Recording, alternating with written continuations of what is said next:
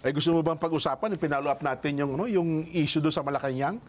Kung sino yung naghahari-hari, yung Dragon Lady daw may na. May Dragon Lady. Oo, na wala nang ginawa. Lahat na sinabi nila. Sino ba yung sinabi mo na ito tatanggalin ito eh? Oh, ang tinanggal diyan una yung Sheloy Garapil, yung yung Senadaang Pin. Yung latest na sinasabi mo, ito yung si Anton Lagdameo. Ay close friend na ni PBBM yan. Tinanggal na ba siya? Wala pa naman. Pero isa ata yun, kasi lagi nakadikit kay BBM eh. Panay-panay daw ang sumbong nitong si Dragon Lady tungkol dito kay Anton Lagdameo, na para bagang sinisira niya yung tao na yon. Naku po. Ay, ewan ko lamang again, super close kay Pangulong Bongbong, si Anton.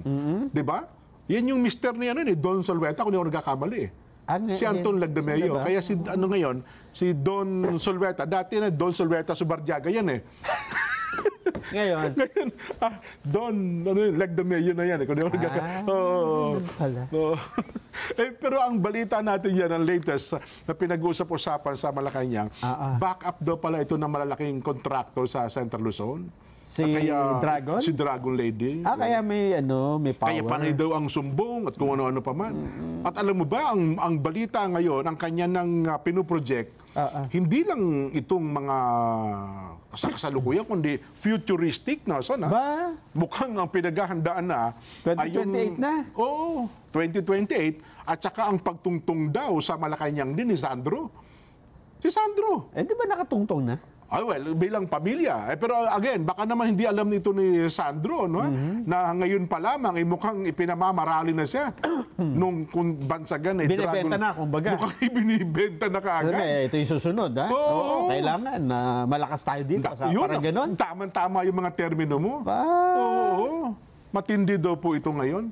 Kaya ang sabi nga nila, dapat ito ay, hindi kaya sa halip na sumbong, dapat siguro ang pangalawang ang Pangulo at ang Pangulong Bongbong at saka ang First Lady, i-check din nila, i-counter-check din nila kung totoo ba talaga pinagsasabi. Baka mamaya ginagawa lang parang di ba yung Machiavellian, divide and conquer, no, son? Saka gustuhan lang siraan yung isang tao. Hindi naman pala talaga ganun ang gusto. Ang kanyang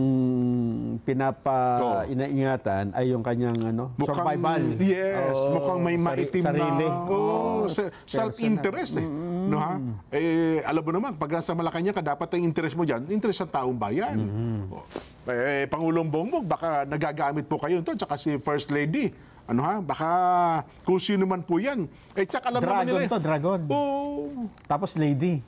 Di ba ba? Yun daw ang bansag nila, doon sa Malacanang. Tsaka kilala daw yan kung sino. Ako na nga lang ata hindi nakakakilala doon.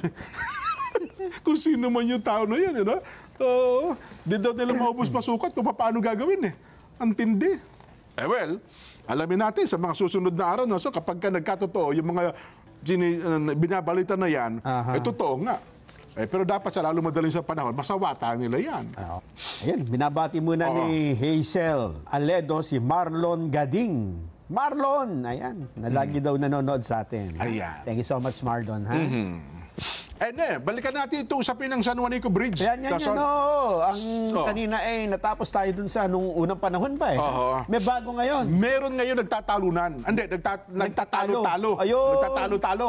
Ano ba naman San Juanico Bridge? May nagtatalunan pa? Una, may pasaring ang Super Ate. Anong sabi? Pakinggan natin. Ito, may boses eh. May pasaring si Super Ate tungkol sa San Juanico Bridge. Super Ate, ano masasabi mo?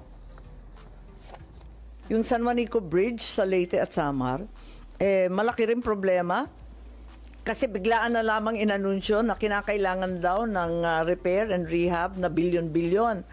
Tinitingnan ko from 2018 to 2025, ang liit-liit lang na binibigay, halos pintura lang yata at konting rehab. May 451 million lang ang linalagay dun sa tulay mismo. At yung inaakala namin pag repair ng ating tulay, 4.7 billion. Mga kalsada lang pala yun. Talaga naman na-neglect ng todo-todo ng bonggang-bongga yung tulay. I feel very badly personally about it dahil yung tulay simbolo ng administrasyon ng aking ama. Parang pinakamagandang infrastructure project yon nung panahon na yon, 1973. Ayun, hindi daw pala pinaglalaanan ng pondo, Nelson. Pero di ba naalala mo, ewan ko lang kung naalala pa ng ating nakasubaybay, parang ilang taon na nakalipas, pinaglaanan yan, 75 million, pailaw pa lang eh. Last year lang yan. Last year lang ba yun? Na yung 75, kaya daw nila paiilawan, Para maging tourist attraction. yun, magiging tourist attraction. Kaya nga sabi, naging Vox Populi pa ata yun eh. Oo. Hindi ba sa palatuntunan? Tama. Naging makatwiran ba yung paggalaan ng 75 Paggastos. million? Oo. Diba? Kasi kung ang maiwan ko lang ha, meron ba pumupunta diyan sa lugar na yan para lang pasalan? Nakita. Sobrang layo kasi. di ba? Malayo. Saka buti sana kung may mga katabing Oo. tourist destination din eh. Wala naman eh. Hindi ka naman pupunta ron para ang pasalan mo lang San Juanico Ayun, tulay. at magpapapicture ka. Siguro maaari may mga dadaan. O ito pala San Juanico. Pero para puntahan mo yan, San Juanico Bridge lang ang puntahan mo, parang hindi naman yata. Hindi Ganon. practical, ano? Yes. Ano, ha? Pero well, nangyari na po yun. Sa kabila niya, sumagot naman ang Kamara de Representante, no ha? Sa pamamagitan po nitong si House spokesperson Princess Abante. Sabi niya, mukhang nami-personal lang si Senadora Amy. Ba? Sa halip niya na harapin ang kanyang pananagutan bilang mababatas, partikular na po sa proseso ng national budget. Mukha kasing umiinit nga po yung usapin ukol sa isyu ng San Juanico Bridge.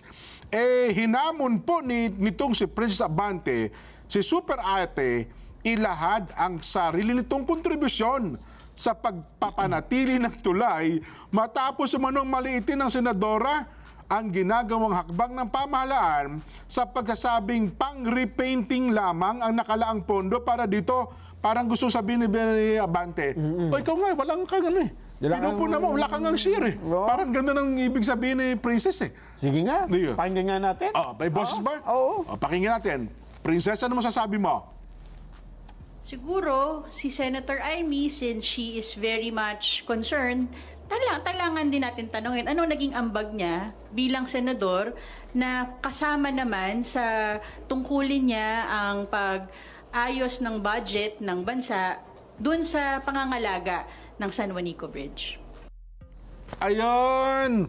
At dinagdag pa dyan, Nelson, sabi ni Princess, ang listahan daw po ng pondo nila ng Kamara sa tulay, 27 million noong 2018, 22 million noong 2019, 105 million noong 2021, 90 million noong 2022, at 150 million noong 2023.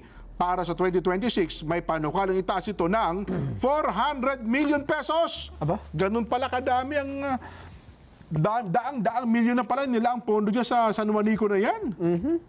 Abay, dapat pala high-tech na itong bridge na ito, Nelson.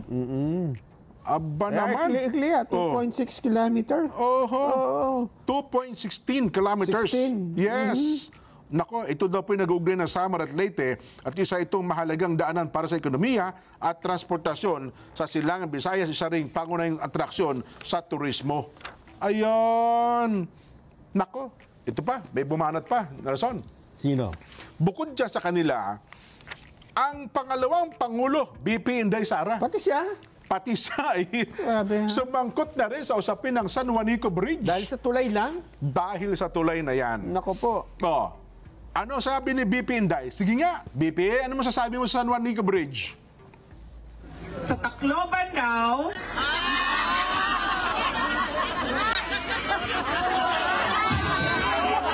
anong tourist spot niyo doon? San Juanico! Diba? Ano ba? San Juanico Bridge. Tourist spot daw ang San Juanico Bridge. Alam niyo ba gaano kahaba ang San Juanico Bridge? 2.6 kilometers. Sobrang irritated ako. Paano naging tourist spot ang 2.6 kilometers na bridge? Ang bridge sa China, papunta sa Shenzhen, papunta sa Macau, papunta sa Hong Kong. Gaano kahaba? 264 kilometers. Yun ang tourist spot. Yun ang modernization. Yun ang infrastructure. Hindi ang 2.6 kilometers na San Juanico Bridge na ngayon, nagkakagulo pa paano ayusin. Gini ba? Di Di ba? Hindi ko alam bakit hindi nakikita yon ng administration. Hindi tourist spot ang 2.6 kilometers. Ang 264 kilometers, yan ang tourist spot. Masakit itong banat ni BP Inday, Nelson, ha? Pero anong point niya doon? Parang... hindi dapat ituring na, na tourist spot yung San Juanico Bridge. Di ba?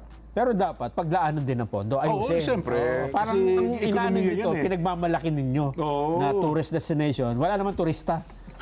Yun na nga, yun naman ang punto. Ay agad namang may sumagot dyan, Nelson. May sumagot din? May sumagot pa dyan. Naman, hindi matapos Oo. Sino naman yan? Aba, edi siyempre, ang tagapagsalita ng Malacanang. Tagapagsalita ba o tagatahol? Tagapagsalita naman, si Eden Santos. May masasabi ba si Eden dito? Hindi, si Auntie Claire po. May Ayun. sagot naman si Auntie Claire dyan. Okay. Ikaw naman, BP Inday, masakit ka magsalita eh. Auntie Claire, ano masasabi mo sa sinabi ni BP Inday tungkol sa San Juanico Bridge? Auntie Claire? Nakakaalarma ang kakulangan sa kaalaman. Nagiging sanhi ito ng kasinungalingan. Tandaan mo natin, ang San Juanico Bridge, ito po ay simbolo ng kagandahan at engineering capabilities nung panahon, nung 1973. Siguro karamihan sa inyo, karamihan sa atin, hindi pa pinapanganak.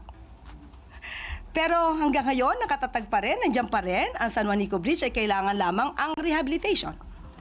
At tandaan po natin, hindi po sa sukat o haba or iksi o haba ng tulay, masasabi mo na ang isang tulay ay dapat gawing tourist spot.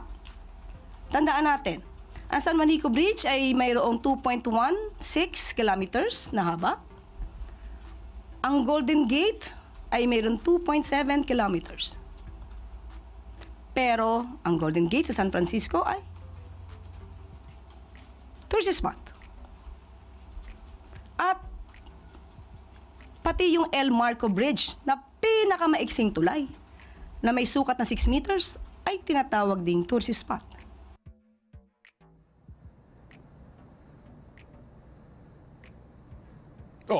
Yun. Nabitin ako, may mga... Meron pa sinasabi, pero wala na. So wala pala sa haba yun? Wala sa ikli. Wala sa ikli. Wala rin sa... Sa lapad. Wala rin. Tulay ba pinag-uusapan dito? Tulay, ha? Ano ba yung di ba sa San Francisco, yung tulay na maganda? Yung Golden Gate nga yun. Golden Gate ba yung Golden Gate? Yun yung, di ba, sa Golden State Warriors? Di ba yung... yes. Golden Gate palang tawag doon. Dapat to Golden Bridge. Hindi naman gate. Hindi naman gate yun eh. Di ba?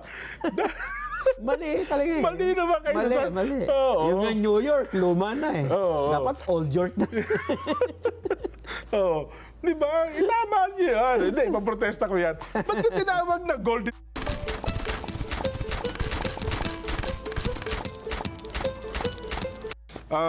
Golden State yung NBA team San Francisco. San Francisco 'yun, di ba? Oo. Hindi pwedeng hindi ka makapagpa-picture diyan sapagkat talagang iconic talaga 'yun. Oo. Aywan ko lang yung San Juanico Bridge naman. Tsaka ako dyan, sa tagal na nating nagpe-Facebook, hindi ko pa nakita yung San Juanico Bridge na may mga nagpa-picture. Maging status, yung at the moment, andito ko ngayon. Kahit nga sa mga Pilipino medyo yung mga dumadaan. Pero as a tourist destination ng mga foreign tourists, wala pa akong nakita na... Totoo. Halimbawa, may mga turista yun. Nakilala, di ba? Nagpa-picture. I'm here at San Juanico Bridge. Tayo. Tapos symbol talaga. Yung mga foreigner, pupunta ka doon sa Golden Bridge. Meron. Na Golden Gate. Talagang pupunta doon para nagpa-picture lang. Na-establish na yun eh. Pero ito atang San Juanico, hindi ko talaga maubos maisip na. Di ba kaya, pwede sana. Pwedeng gawin. Kaya lang. Pero kung yun ang gagawin nila, economic, sabihin, dahil sa ekonomiya ng mga bayan at probinsya doon, totoo naman talaga yun. Kailangan totoo talaga yung tulay. Pero para pag-usapan natin na yan ay tourist destination, aywan ko lang po baka mali tayo, baka mali tayo. Aywan ko lang mo, marami bang dumaan dyan sa San Juanico na kaya dumaan, sinadya nila yan Para- sapagkat yun ay isang tourist spot. O pumunta sila doon. Ako, 2 beses ako napunta dyan, Nelson, napadaan. Oo. Pares pa akong tulog eh. Kasi galing ka ng di ba, yung Allen ba yun? Tatawid ka nung Leyte eh. Oo. Di ba, bibiyahe ka dyan, pagtawid dire-diretso ka. Sabi niya, narinig ko yung nag-uusap-usap sa lumagpas na pala tayo ng San Juanico Bridge. Ako hindi ko naisip na tignan eh. Well, baka lang, dahil sa ako lang yun, baka naman iba naman pagka dumadaan doon pinag-uusap-usapan nila yung bagay na yan. Di ba? Baka nga. Nalulungkot lang ako dahil halos lahat ng energy natin sa tulay natin pinag-uusapan, di ba? Sa halip na ibang bagay na mas maraking pakinabang. Di ba? Yun. Ay gusto mo bang pag-usapan, pinalo up natin yung issue doon sa Malacanang?